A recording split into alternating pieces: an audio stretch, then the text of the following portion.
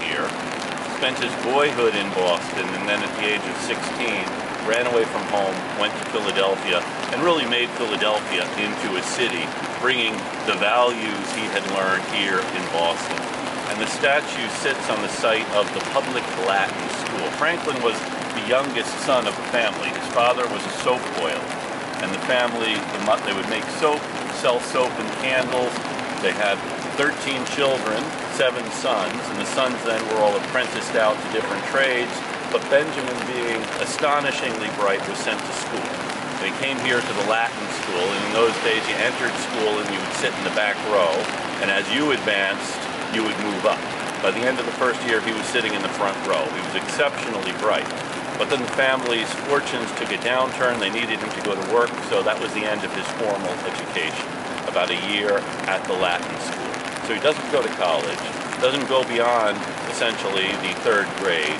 However, he becomes probably the most important American of the 18th century. After leaving school, he was apprenticed to his brother, a printer, and this scene shows young Benjamin as an apprentice at the New England Courant, the printing office of James Franklin, about 2 blocks from where we're standing. So this statue was put up 150 years after Franklin's birth, has scenes from Franklin's private life. We'll go around to the back and we'll see Franklin's experiment with electricity in Philadelphia in the 1740s. Franklin, by the time he was in his 40s, had made a fortune, retired from business, sold the printing shop. He actually set up most of the other printers in America and had an annual income that today would be several $1,000,000 a year.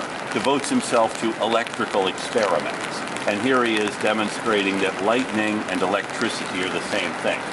Franklin also coined the term for where you store an electrical charge. He called it a battery. And the fact that some electrical charges attract and then repel others, positive and negative.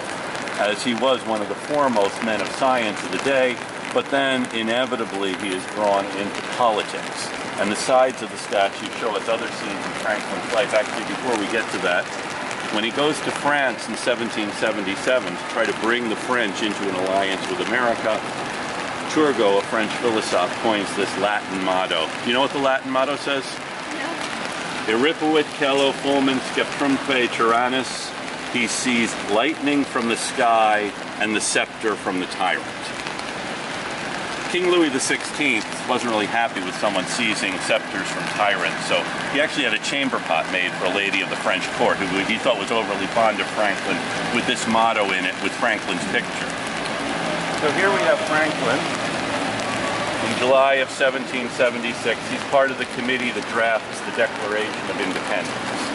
So Franklin in the center, standing next to Jefferson. John Adams is on the ends. John Hancock, the President of the Congress, is there and sitting in the chair.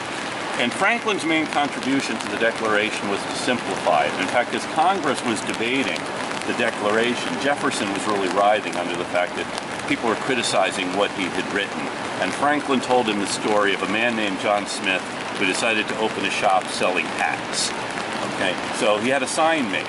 John Smith, at this address, proposes to make hats and sell them for ready money.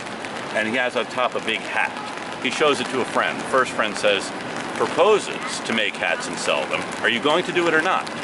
So I want to know, if you're going to, then tell me. So he takes out, proposes to. So John Smith makes hats and sells them for ready money. Shows it to another friend. This friend says, makes hats and sells them. If I want to buy a hat, I want to know where to buy it. I don't want to know where it was made. So just tell me where I can buy the hat. So, okay, John Smith sells hats for ready money. Shows it to another friend. Says, no one else will sell you a hat on credit. People expect when they go to buy a hat, they need to pay for it. Okay, so John Smith sells hats. Shows it to another friend. Says, sells hats. Don't expect you're going to give them away. So then it just says, John Smith, hats, until another friend says, you have a picture of a hat, you have the word hats, it's redundant. So finally, the sign is a hat, John Smith, and that's it. Franklin telling a story about how to write by simplifying, taking out unnecessary words. And then, of course, the final scene in Franklin's life, or at least his life here, 1783, he was one of the commissioners on behalf of the United States who got the British to agree to American independence. So we have Franklin, born the son of a soap boiler here in Boston, grows up to be one of the most respected, eminent men of the century. Received at the court of France, helps draft the American Declaration of Independence, and here gets the British to agree to American independence.